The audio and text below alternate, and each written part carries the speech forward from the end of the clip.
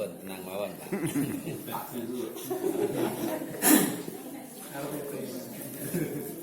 Silapis ya. Bismillahirrahmanirrahim. Assalamualaikum warahmatullahi wabarakatuh. Waalaikumsalam. Alhamdulillahi arsala rasulahu bil huda wa dinil haq lidhirahu ala dini kulli fakafa billahi syahida. Asyhadu an la ilaha illallah wahdahu la syarikalah wa asyhadu anna Muhammadan abduhu wa rasuluh. Allahumma shalli ala Muhammad wa ala alihi wa ashabihi ajma'in. Qala Allah Ta'ala fil Qur'anil Karim, a'udzu billahi minasyaitonir rajim. Bismillahirrahmanirrahim. Ya ayyuhalladzina amanu taqullaha wal tandur nafsu ma qaddamat lighad wattaqullaha innallaha khabirum bima ta'malun. Qala Nabiyyu sallallahu alaihi wasallam, ala wa inna fi jasadil mudghah idza salahat salahal jasadu kulluhu wa idza fasadat fasadal jasadu kulluhu ala wa hiya qalb. Sadaqallah wa sadaqar Rasul sallallahu alaihi wasallam. Kepada yang saya hormati Bapak Eko Iswaji, SPD MPD, selaku Kepala SMP Negeri 3 Ngrambe beserta Ibu, dan juga Bapak Ibu Guru, karyawan, karyawati SMP Negeri 3 Ngrambe. Yang pertama sekali, marilah kita bersyukur kepada Allah pada pagi hari ini kita bisa melaksanakan kajian rutin Ahad pagi di SMP Negeri 3 Ngrambe. Ini majelis yang mulia. Semoga kita tetap bisa istiqomah, karena memang menuntut ilmu itu hukumnya wajib. Ilalati minal mahdi. Jadi sampai dari dari ayunan sampai masuk liang kubur. Bapak Ibu yang kami hormati, sebenarnya yang pas memberikan tausiah pagi hari ini itu Pak Haji Esko Iswadi. Loh, kok dipanggil Pak Haji? Saya kan tidak memanggil, saya hanya sebuah penghormatan saja. Dia tidak mengambil, kalian menyampaikan berita yang baik. Karena apa? Beliau baru kundur haji dan alhamdulillah menjadi haji yang mabrur. Amin. Tandanya kan sudah kelihatan. Tandanya sudah kelihatan. Jadi memang kalau kita ingat katanya Pak Abu Nawas, nah, Pak Hartono, Pak Mukidi, Pak Abu Nawas. Kalau di hadapan Allah itu berusahalah menjadi orang yang terbaik. Jadi nek sholat ya tenanan, ya sing seapi-apike. Terus kalau beribadah juga beribadah yang sebaik-baiknya. Itu kalau di hadapan Allah. Tapi kalau menilai dirinya sendiri, jadilah menjadi orang yang terjelek. Menilai dirinya sendiri. Tapi jangan dipamer nih. Aku teranah wong elek, itu bentuk dari kesombongan yang tersembunyi. Aku teranah wong elek, bentuk kesombongan yang tersembunyi. Tapi jangan dia. Tapi sadarlah bahwa kita itu adalah sangat jelek. Allah saja yang menutupi aib kita. Nah, kalau di hadapan manusia, yang orang lain biasa-biasa saja. Biasa. Kepala sekolah adalah biasa.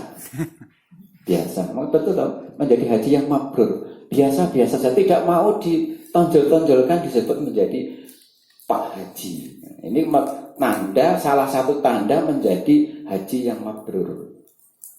Nasihatnya juga luar biasa, doanya juga luar biasa. Doa sebelum katanya kan dalam sebuah hadis apa cerita itu 40 hari setelah pulang dari haji itu doanya itu makbul.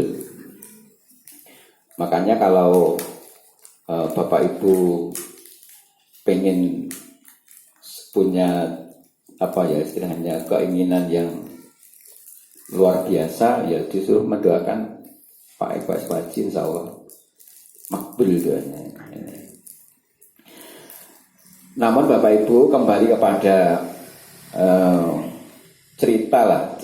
Ini ceritanya kan kebetulan tadi kan Mas Rizka itu kebetulan kan sering ajak ngopi. Saya terjadi teringat juga masih Abu Nawas juga. Abu Nawas itu kan beberapa hari ini kan tidak dipanggil ke kerajaan, juga tidak datang di tempat angkringan, di kafe lah, di angkringan, tidak datang.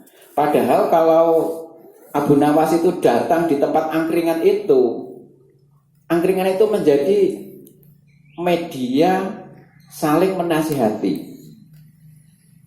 Jadi nasihatnya Abu Nawas itu nasihat yang mendikan pencerahan lah, seperti itu. Kan suatu hari ada ya bapak-bapak itu, saya sebenarnya mau curhat. Abu Nawas kok enggak kesini kenapa? Curhat apa? Pokoknya saya itu sulit lah kehidupan saya itu. Saya itu punya anak kan 8. Ini kan karena zaman Harun al-Rasyid, jadi anaknya kan masih banyak. Nek sekarang kan dia anak 5, nek wis di wong liya, wis di anak 5 dipakani apa, padahal dia itu senang punya anak 5, punya anak 7. Pak Yon itu kalau menginginkan boleh itu jadinya Pak Yon. Nek duwe anak sakake-ake. Karepe ngono. Aku yo ngono, nek duwe anak sakake-ake. Tapi yo karena terbatas kadang-kadang itu artinya enggak bisa seperti itu juga. Punya anak 8. Rumah saya kok sempit, saya itu bagaimana cara mengatasinya? Saya itu anaknya 8, di rumah itu terasa sumpek-sumpit, sedih. Semua orang nggak bisa mencari solusi. Akhirnya dinanti sehari 2 hari kok tidak datang-datang. Akhirnya mendatangi Abu Nawas. Wahai Abu Nawas, saya itu punya masalah yang tidak bisa terpecahkan. Saya itu punya anak 8. Jadi di rumah itu setiap hari itu rasanya sumpek, tidak betah di rumah. Bagaimana solusinya? Jadi kalau minta solusi itu harus percaya kepada orang yang memberi solusi. Ini seperti orang itu tadi. Kamu coba beli, di rumah ada domba, tidak ada. Coba kamu beli domba, nanti taruh di rumah situ. Nek sing teko Pak Hartono iki lho, piye to sumpah kok malah kontukku pedes gak gelem. Tapi karena dia yakin kepada Abu Nawas itu, ya beli domba taruh rumah. Terus ketemu Abu Nawas, bagaimana? Masih sumpah itu. Coba beli unggas 8 bebek, beli bebek 8, beli betul bebek 8, taruh di rumah situ juga. Bagaimana? Masih sumpek, masih sumpek juga. Coba ditambah beli onta 1, anak onta 1, taruh di rumah itu. Akhirnya kok enggak kok tetap sumpek saja. Akhirnya beliau penasaran juga, datang ke Abu Nawas lagi.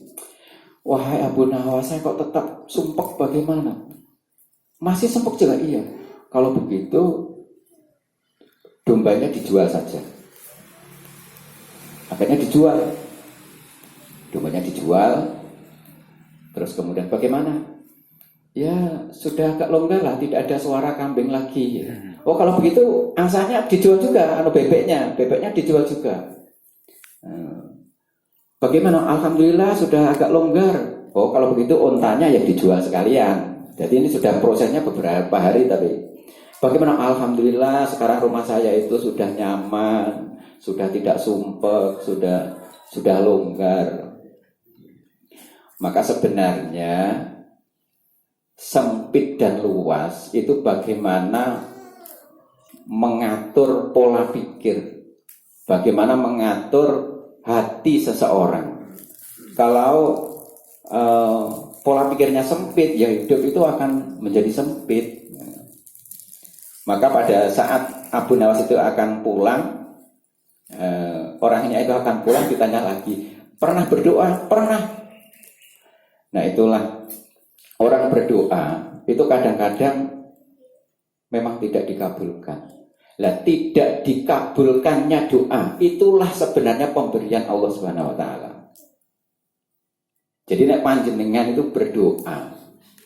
Jadi ini nasihat Abu Nawas begini, panjenengan itu berdoa dan doa itu tidak dikabulkan oleh Allah Subhanahu wa taala. Nah, tidak memberi, tidak dikabulkan, itulah pemberian yang sesungguhnya. Ya angel awake dhewe nampa iki. Nggih, tapi ini harus kita terima. Kadang-kadang kita itu berdoa itu karepe dikabulni. Padahal tidak dikabulkannya sebuah doa itu adalah pemberian yang sesungguhnya.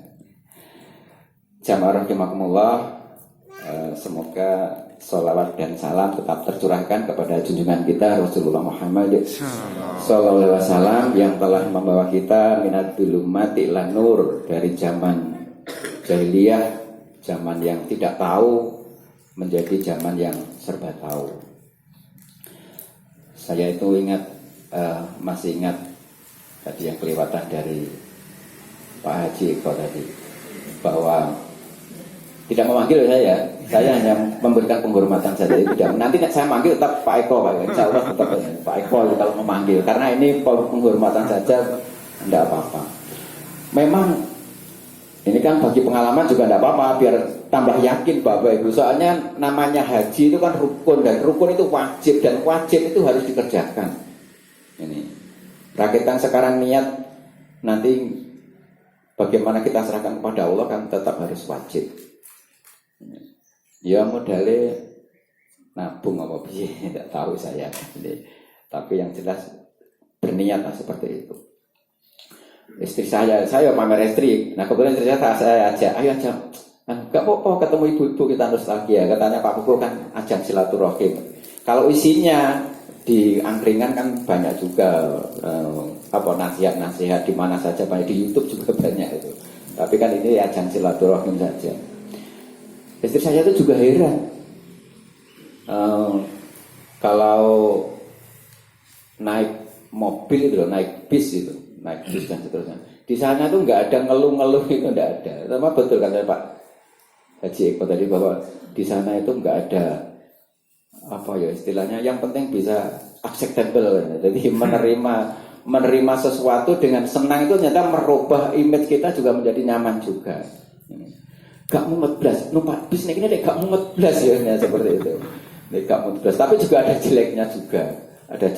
Ini tetap beritahu, makanya jadi orang itu yang biasa-biasa saja ya, seperti Pak Eko. Ya Muhammadiyah apa NU? Dan disil orang yang Muhammadiyah kalau NU.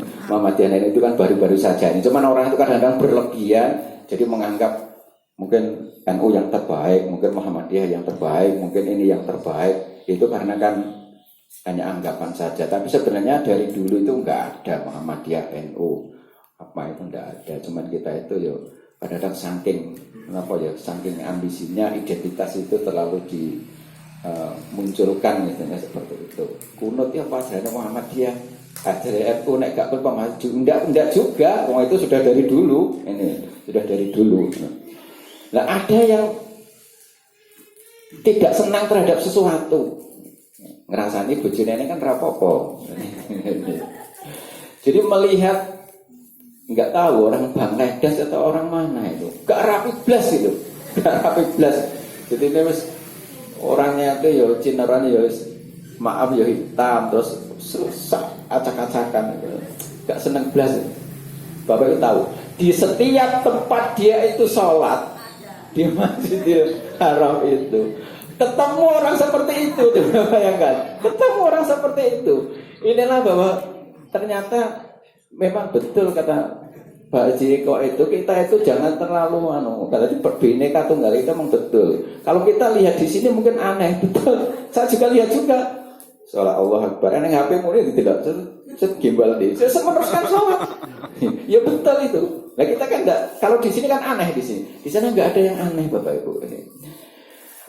Bapak Ibu jamaah rahimakumullah, pada pagi hari ini tadi ada pesan dari Bapak Kepala Sekolah suruh ya sekedar menguatkan karena ini tahun baru Hijriah.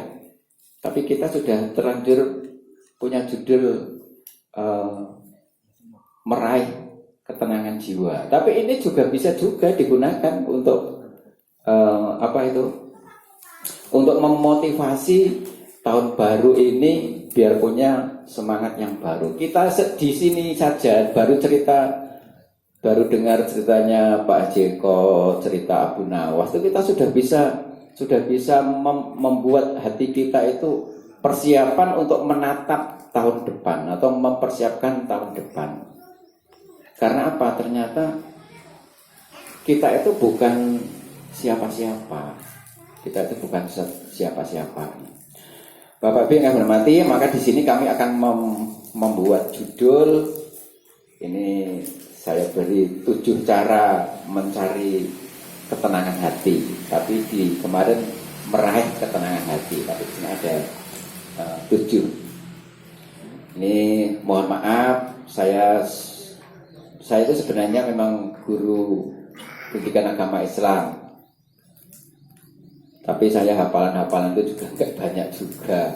Saidi dan itu tidak moco, nek gak moco ya enggak begitu bisa. Rasanya saya itu lompat-lompatan yang luar biasa. Dari SMP, semenya, terus STIT, lompatan-lompatan yang biasa tuh, luar biasa. Jadi itu terbawa nasib mungkin seperti itu. Jamaah rahimakumullah, dalam surat Al-Fatah ayat 4 disebutkan a'udzubillahi minasyaitonirrajim wallazi anzala sakinata fi qulubil mu'minin. Dialah yang telah menurunkan ketenangan ke dalam hati orang-orang yang mukmin. Jadi segala sesuatu kita mesti butuh ketenangan. Segala sesuatu butuh ketenangan. Maka sebenarnya ketenangan itu datangnya dari Allah Subhanahu wa taala, diberikan kepada orang-orang yang mukmin. Bagaimana cara meraih ketenangan itu? Ada 7 cara. Yang pertama adalah selalu mengingat Allah. Disebutkan dalam surat Ar-Ra'd ayat 28, a'udzubillahi minasyaitonirrajim, alladzina amanu wa tatma'innu qulubuhum bi dzikrillah, ala bi dzikrillahi tatma'innul qulub. Yaitu orang-orang yang beriman dan mensucikan hatinya dengan ingat kepada Allah Subhanahu wa taala. Karena sesungguhnya hanya dengan mengingat Allah, hati itu menjadi tentram. Jamaah rahimakumullah, bagi orang mukmin, bagi kita, dasar pertama untuk menentramkan hati adalah ingat kepada Allah. Di mana saja dan kapan saja. Maka dalam setiap khutbah Jumat juga selalu diperintahkan kepada kita untuk bertakwa kepada Allah yang sebenar-benarnya takwa. Dan jangan sekali-kali mati kecuali dalam keadaan muslim. Ya ayyuhalladzina amanu taqullaha haqqa tuqatih wa la tamutunna illa wa antum muslimun. Jangan sekali-kali mati kecuali dalam keadaan Islam. Bahkan ada hadis menyebutkan begini, barang siapa yang akhir hayatnya mengucapkan kalimat la ilaha illallah dakhala jannah, maka ia akan masuk surga. Jadi barang siapa yang di akhir hayatnya itu mengatakan la ilaha illallah akan masuk surga. Jamaah rahimakumullah, mengingat Allah atau mengucapkan lafaz la ilaha illallah itu bukan berarti, ini saya menafsiri sendiri saja, bukan berarti orang yang mengucapkan la ilaha illallah terus mati. Bukan hanya seperti itu. Walaupun memang kita diberi tuntunan untuk mentalkin ya istilahnya, atau memberi ajaan, menuntun orang yang sudah akan meninggal itu dengan bacaan thayyibah, dengan kalimat la ilaha illallah. Nah, kita itu setiap saat kan selalu mengucapkan, katakanlah bersaksi kepada Allah Subhanahu wa taala. Syahadat gitu saja. Setiap saat, bahkan setiap kita sholat. Maka dari sholat satu ke sholat yang lain, atau katakanlah dari sholat subuh, kita itu sudah punya yakin, sudah punya niatan nanti untuk melaksanakan sholat duhur. Jadi hidup kita itu kan menanti sholat. Habis subuh kita menanti duhur, setelah duhur kita menanti asar. Dalam penantian itu berarti sebenarnya dalam hidup kita itu adalah tidak lepas dari kalimat la ilaha illallah. Kita itu selalu diikuti atau selalu dibayangi dalam diri kita itu untuk ingat kepada Allah, apa saja. Maka setiap perbuatan ya harus kita mulai dengan basmalah, diakhiri dengan hamdalah, dan seterusnya. Ini yang pertama, jadi selalu ingat kepada Allah Subhanahu wa taala di setiap saat. Nah, kemudian yang kedua, menyempurnakan wudhu. Tadi sudah saya sampaikan, menyempurnakan wudhu. Dalam hadis Rasulullah SAW, hadis riwayat Muslim, man tawaddo'a fa ahsanal wudhu'a kharajat khotayahu min jazadihi hatta takhruja min tahtil atfar. Barang siapa yang membaguskan wudhu, maka keluarlah dosa-dosanya dari jasadnya sampai keluar dari bawah kukunya. Juga disebutkan dalam hadis yang lain, maukah kalian aku tunjukkan? Maukah kalian aku tunjukkan atas apa yang membuat Allah itu menghapus kesalahan dan mengangkat derajat? Para sahabat menjawab, tentu ya Rasulullah. Beliau melanjutkan, menyempurnakan wudhu di pagi hari, bersabar menghadapi perkara yang tidak disenangi, memperbanyak langkah menuju masjid, dan menanti sholat setelah sholat. Menanti